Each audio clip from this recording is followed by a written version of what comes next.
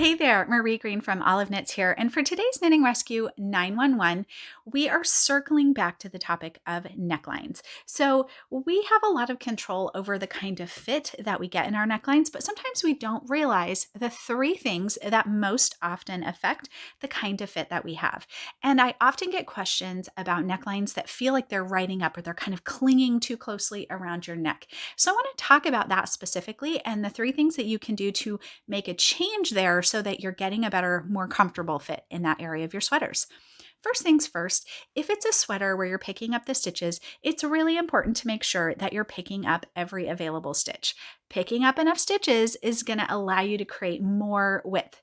It's just a simple case of math. So the more stitches you have, obviously the wider and more open the neckline will be. The fewer stitches you have, the tighter the neckline will be. And obviously a tighter neckline brings it up higher on your neck.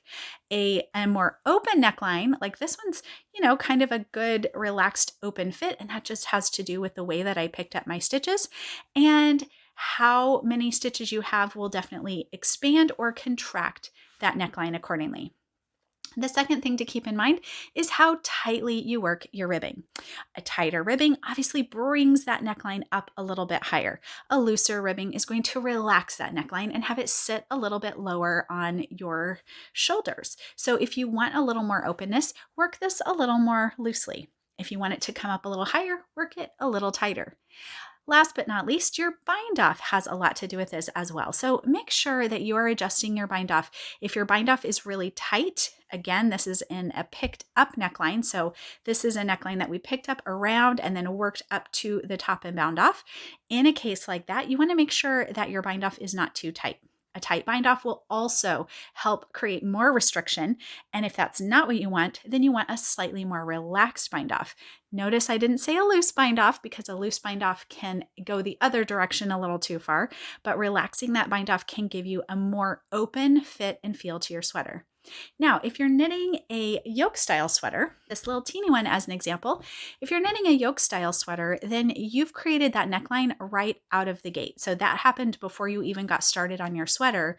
And in that case, you want to keep in mind that if you want a more relaxed open neckline, then you might want to cast on and knit that ribbing with a needle one size larger than the pattern recommends, especially if you notice you run into this fairly often and you have a tendency to have necklines that feel a little too snug around your neck.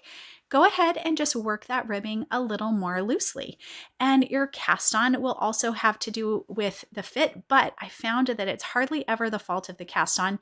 It's usually the ribbing and how tight you're working it. So don't worry about the cast on as much as worry about that ribbing. And if you are knitting yoke style sweaters and they sit a little too high up on your neck, make sure to knit that ribbing a little more loosely, go up a needle or even two needles if you need to in order to get a fit that's a little more comfortable.